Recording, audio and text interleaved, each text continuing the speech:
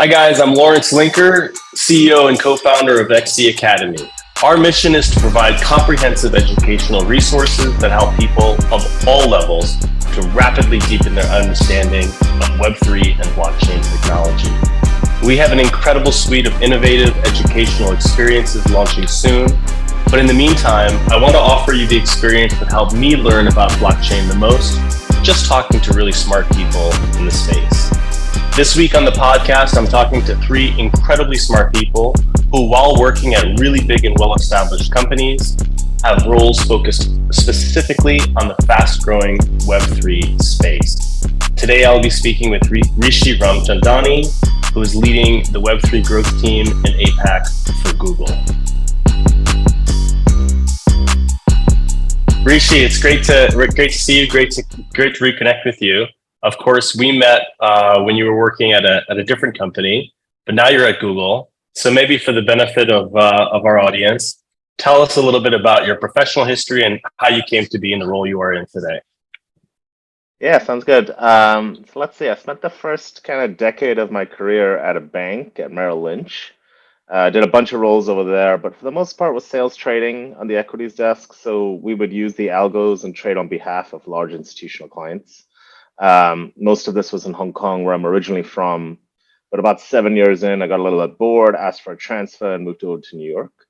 I used this opportunity to kind of figure out what I wanted to do in my career. I just knew it wasn't working at a bank forever. That was just my first job out of college. So I was working in the day, and then at night, I was kind of going to startup meetings in the evening, just trying to figure out what excites me. And that's when I got involved with Bitcoin and Ether and crypto as a whole. So this was late 2015, early 2016. I was doing a lot of side projects and trading and all that type of stuff. And then eventually took the plunge in 2018, left the banks, moved to Singapore, started a company here. We were doing, initially we were doing institutional crypto research, but first time entrepreneur, made a ton of mistakes, pivoted a lot and learned a lot about myself too in the process. And while it was going well and everything was fine, we managed to get a term sheet and everything. It wasn't for me, and I think it had moved away from what I wanted to do at my core. So started another company, which was just something close to my heart. And then all the while I was still trading crypto, kind of keeping involved with the industry. And then essentially, then eventually BlockFi and me got in touch, which is I think where we met. And they were looking to expand to APAC.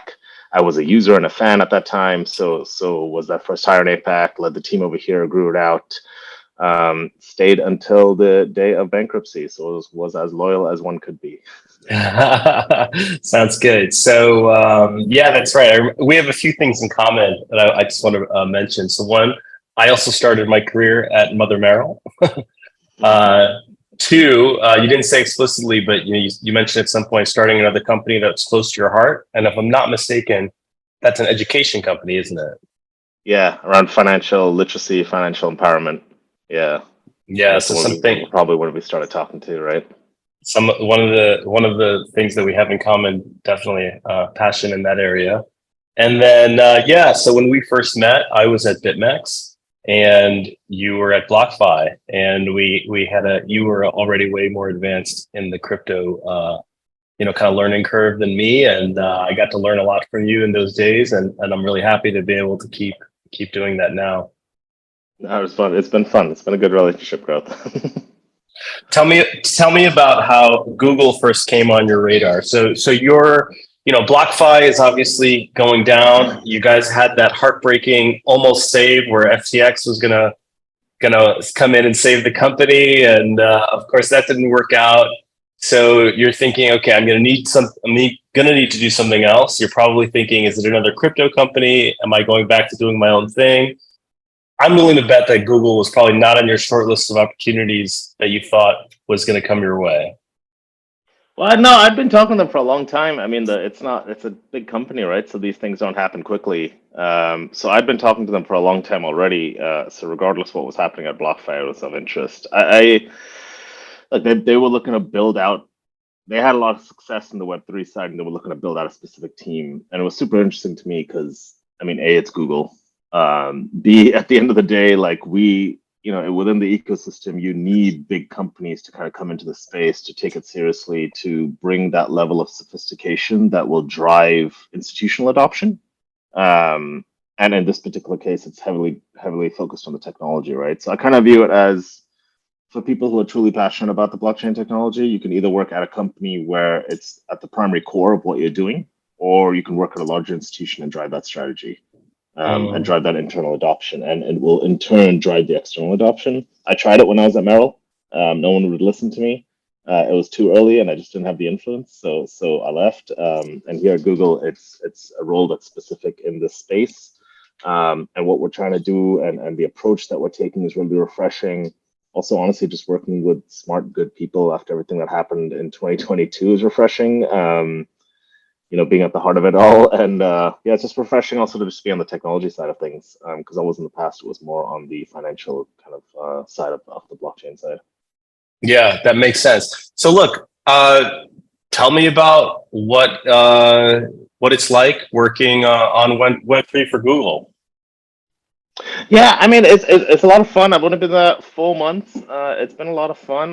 Maybe I can kind of get into like what I think is actually interesting is kind of how Google, and specifically Google Cloud, just to be clear, is where the division I work, like how they think about the Web3 space. I think it's really interesting. So like, let's see. So Google Cloud views the evolution of Web3 technology and like decentralized networks as a whole as the same as when we saw the rise of open source and the internet like 10 to 15 years ago.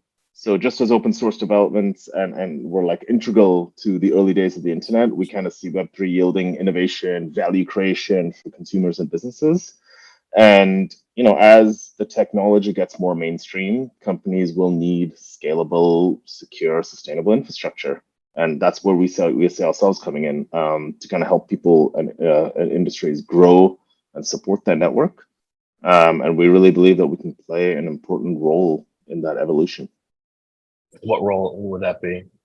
On that infrastructure layer for that sustainable, scalable kind of infrastructure that all these companies that are building on blockchain technology will need.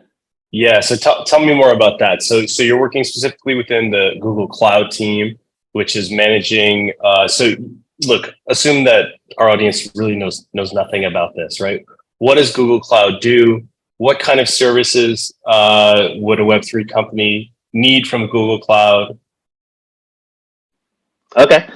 So yeah, I mean, look, every I'm trying to think of how to phrase it then. For the audience, let's see. It's really just a technology play. Like as companies build out, they all use cloud technology, and that's not absent from Web3 companies.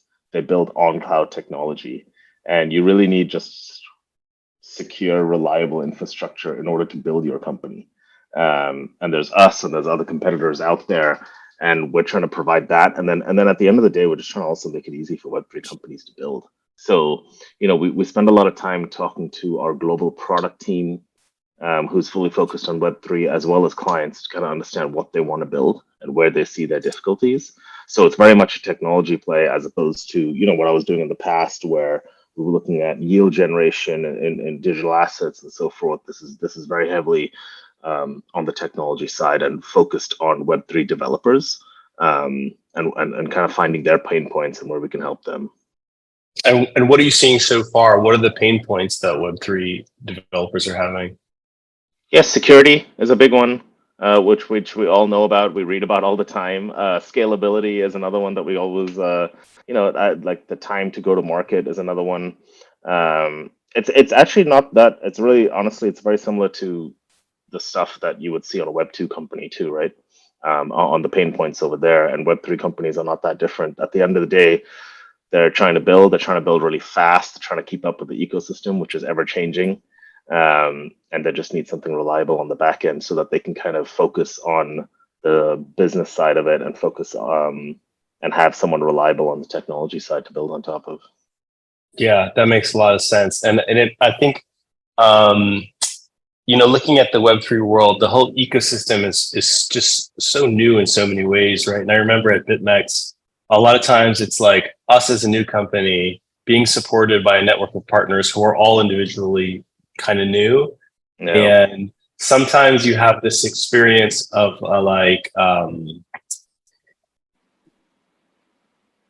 it's a slightly vulnerable feeling when your whole ecosystem is sort of made up of these new to market players. So I Yeah. would imagine for a lot of Web3 companies, being able to delegate some important aspect of their operation to a well-established company like Google would be a relief. Yeah, exactly. It's someone reliable, right? Someone who's been around the space, someone who can kind of provide know-how in certain areas. Because a lot of the stuff is the same stuff that a Web2 company would need, the data analytics side, the security side, and so forth, where we can kind of provide that expertise as well as the products and so forth. Um, and on top of that, like, we try to work with partners in the space, because at the end of the day, it's just a massive amount of young growing companies that are just growing extremely fast. Like if you look at all the big companies in the Web3 space, what were they doing 2, 3 years ago? It wasn't much. 5 years ago, probably didn't exist. And so kind of partnering up with them and figuring out how we can give access to their products to other clients and build solutions with them and so forth. Yeah, absolutely. And I think it's really cool that Google has decided to put some focus on Web3, right? Because they could say, well, Web3 needs are just like any other client segment, we're Google, they'll come to us for cloud services anyway. But tell me about Google's Web3 strategy and what the outlook for Web3 might be from the perspective of somebody like yourself as a Googler now. Yeah. Look, the strategy, yeah, exactly. We definitely take it very seriously. We want to continue growing in this space and be that infrastructure layer. We've been working with Web3 companies for several years now. It's not our first foray into the space. We've been providing that kind of cloud infrastructure, for Web3 companies, for people to build on top of Google Cloud, for many years. We also host a lot of so on the technology side, we all host a lot of BigQuery kind of data sets on our marketplace. So people can come on and we'll have the full blockchain transaction history of ETH, Bitcoin, Litecoin, Zcash. I think there's a whole bunch of them over there. And we kind of view 2023 as doubling down on the efforts because, we'll continue accelerating our engagement within the Web3 ecosystem, which I think is really important. And we also kind of understand, and maybe you can kind of reflect this too, but in these kind of markets, there's a lot of ups and downs, but during these kind of downtimes, a lot of the companies focus on building, and focus on getting their infrastructure correct, making sure that they're ready for the next up market, making sure they're ready for the next scalable market. And yeah, so we start to form partnerships over there. We start to look at improving data availability, insights, as well as kind of where can we kind of focus our innovation efforts. My kind of view is like during this bear market, there's a fight to quality. 2023 is not really about cutting corners necessarily. It's about spending the time and investing on the industry, on the technology side, so that you have reliable technology for when the market comes back. Yeah, I think that makes a lot of sense. So speaking about the technology and cloud and Web3, I think you guys are a very big player in the space, but certainly when it comes to cloud, you're not the only player in the space. Rishi, maybe take this opportunity to tell us about why Web3 firms should work with Google. That's a good one. Good segue. So let me think. How should I phrase this? Maybe I'll talk about. I'll talk. There's a lot we could talk about, but I'll put it out into kind of two ways. So on the product side, there is something that's coming out very soon. I think this month, if not, I think at the end of this month, called Blockchain Node Engine. So Blockchain Node Engine, we'll call it BNE. It's the first time Google Cloud has ever launched something that is first-party product for a Web3 developer community.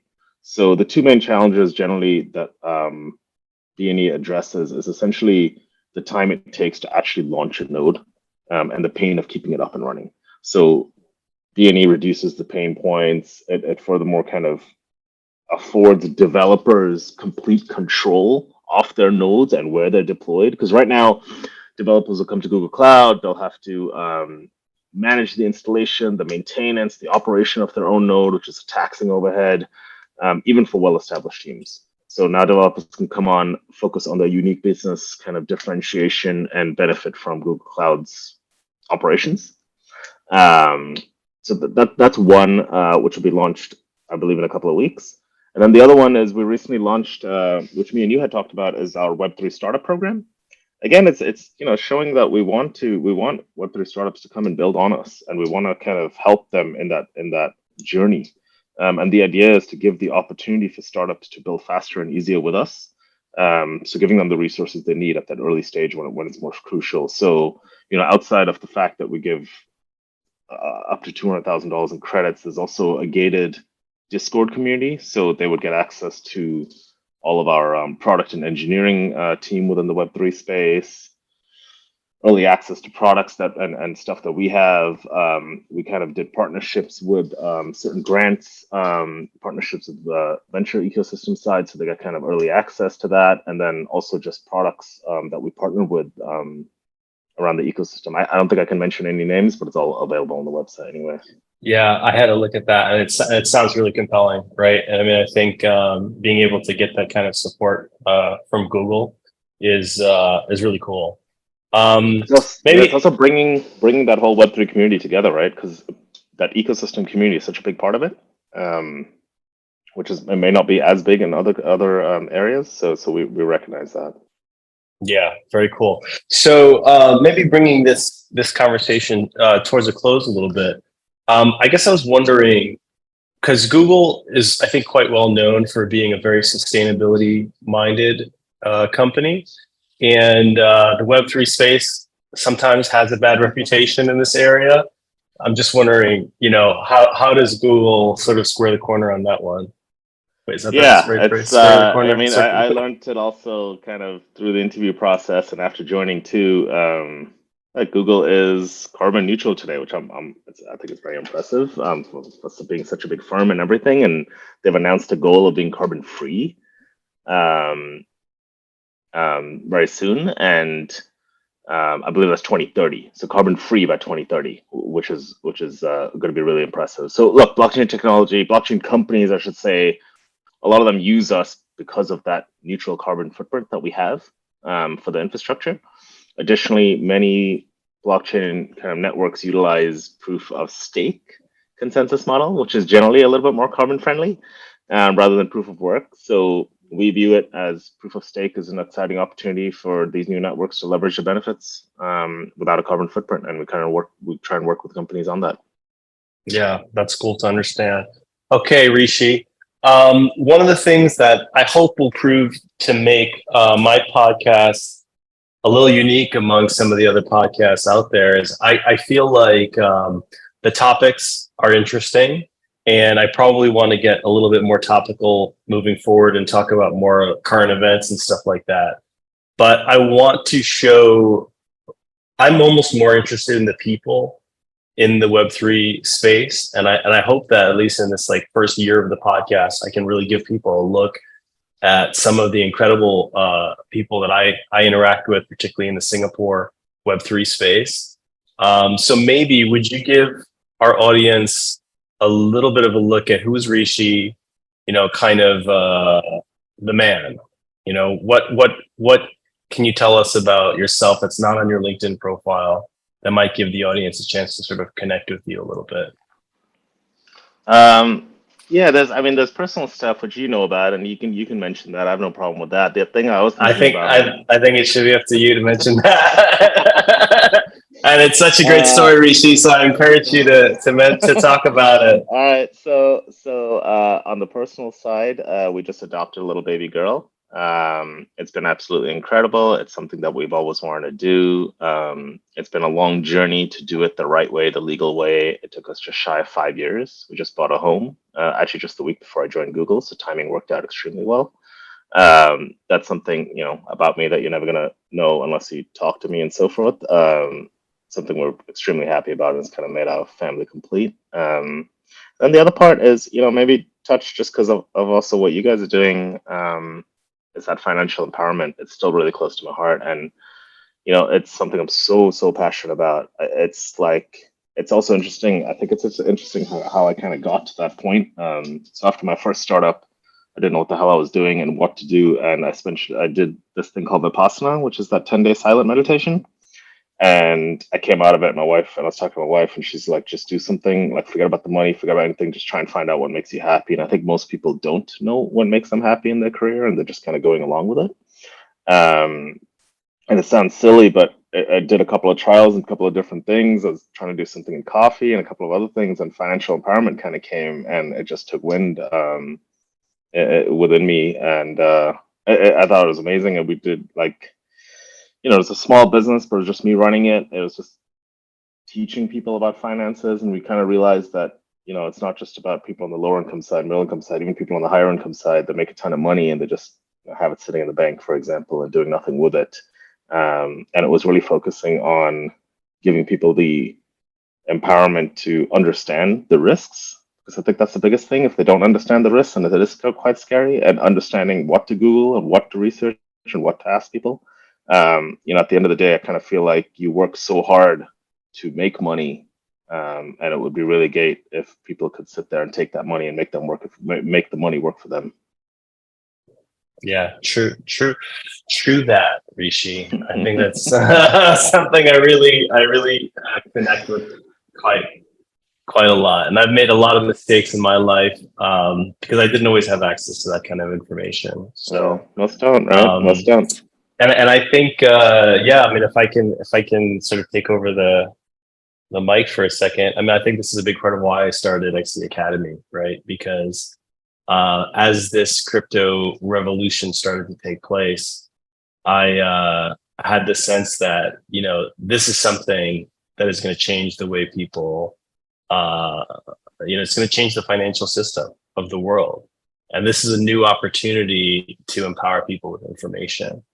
So that maybe people like myself who weren't as knowledgeable in the past about the old system, we can at least learn about what may become the new system. Yeah, I couldn't agree more. And it's also beautiful because it's kind of created by the people also, right? It's people who are, there's areas where people can vote together. There's people like so much on YouTube. There's just a lot of information sharing where that isn't necessarily the case in other asset classes. Yeah, absolutely. Rishi, it's been really great speaking to you. I look forward to connecting with you next week.